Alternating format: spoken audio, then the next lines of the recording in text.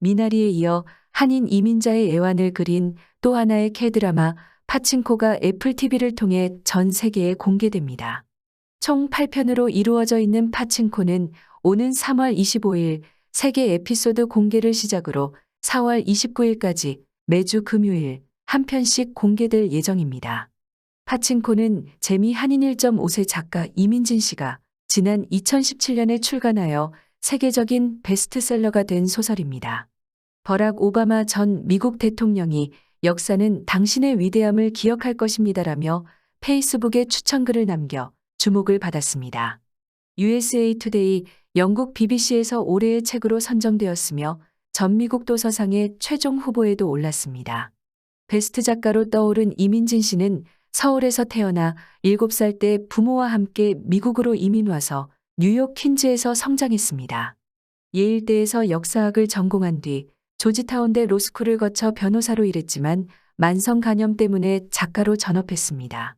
2007년도에 데뷔작 백만장자의 공짜 음식을 발표하여 미국 사회에서 주목받는 작가가 되었습니다. 이제 그의 책을 소개하는 블로그도 많고 대학들도 최고 명사인 그를 앞다투어 초청하고 있습니다.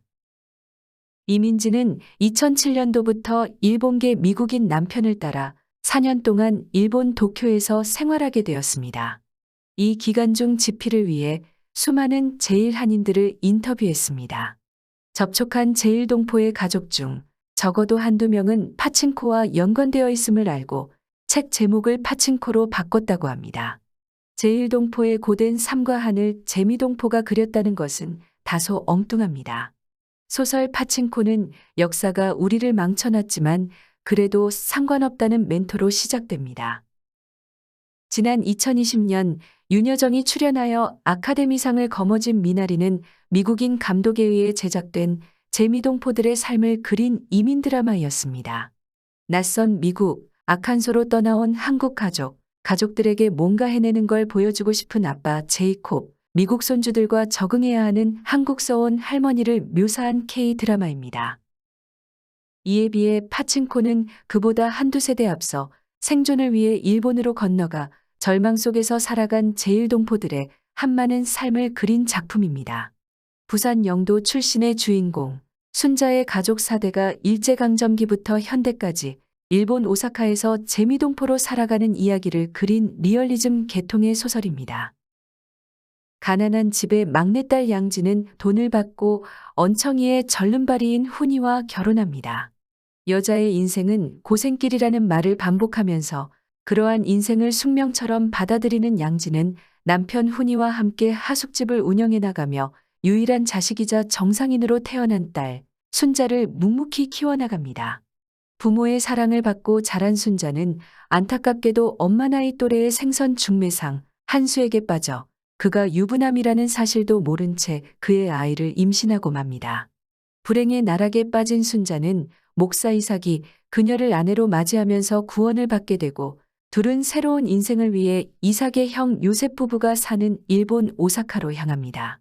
일본에서 한수의 핏줄인 첫째 노아와 이삭의 핏줄인 둘째 모자수를 낳은 순자는 친정엄마인 양진처럼 여자로서의 행복은 잊어버린 채 아내와 어머니로서의 삶을 고생스럽게 이어갑니다. 순자의 동서인 경희의 삶도 가혹했습니다. 경희는 불임으로 자신의 아이를 갖지 못하지만 굳은 일을 마다하지 않았고 불의의 사고로 찾아온 불행 앞에서도 운명을 탓하지 않고 받아들이며 수용합니다. 파친코에 등장하는 새 여성은 강인하지만 남편과 자식에게 헌신하는 전통적인 여성상이라는 굴레가 얼마나 여성의 삶을 안쓰럽게 만드는지도 보여줍니다. 이 불행한 여인들은 자식만큼은 자신들보다 나은 대우를 받으며 살 수 있기를 바라는 보통 사람들이었지만 시대는 그들의 평범한 소원을 들어주지 않았습니다. 우리는 추방당할 수 있으니까. 우리에게는 조국이 없어. 인생이란 저 아이가 통제할 수 없는 일들로 가득하니까 그에 적응하는 법을 배워야지. 내 아들들은 살아남아야 해. 순자의 소중한 두 아들인 노아와 모자수는 일본에서 태어나 일본 이름을 가졌음에도 조센징이란 주운 글씨를 떼어낼 수 없었습니다. 이 두 아이는 그러한 현실을 각자의 가치관에 근거해 다르게 받아들이고 다른 방식으로 풀어나갑니다. 노아는 자신의 힘으로는 어찌할 수 없는 환경을 극복하고자 공부에 파고들고, 모자수는 조선계 일본인에 대한 경멸과 괄시에 폭력적으로 대응합니다. 그러나 일본 아이들보다 훨씬 뛰어난 성적을 보이고 착실하게 일하여 많은 돈을 벌어도 그들을 바라보는 일본인들의 시선은 조금도 달라지지 않았습니다. 한국과 일본 어느 곳에도 속하지 못하는 자이니치라는 편견은 두 사람이 아무리 애쓰고 발버둥 쳐도 헤어나올 수 없는 평생 짊어지고 가야 하는 굴레였습니다. 일제강점기에 일본으로 건너간 제1동포들의 삶은 한두 세대 뒤 미국으로 이주한 재미동포들보다 훨씬 더 버겁고 가혹했습니다. 이민진 씨는 지난해 뉴욕타임즈 기고문에서 코로나 사태 와중에 유명을 달리한 삼촌의 이야기로 운을 뗐습니다. 존 Y. 김이라는 이름의 그는 6.25 전쟁 후 도미했습니다.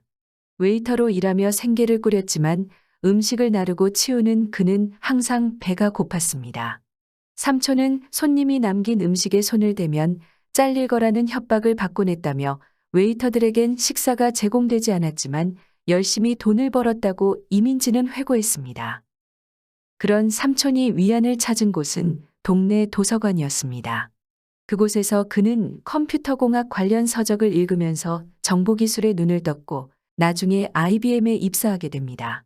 조카들이 미국에 막 도착하면 삼촌이 처음 데리고 간 곳도 도서관이었습니다.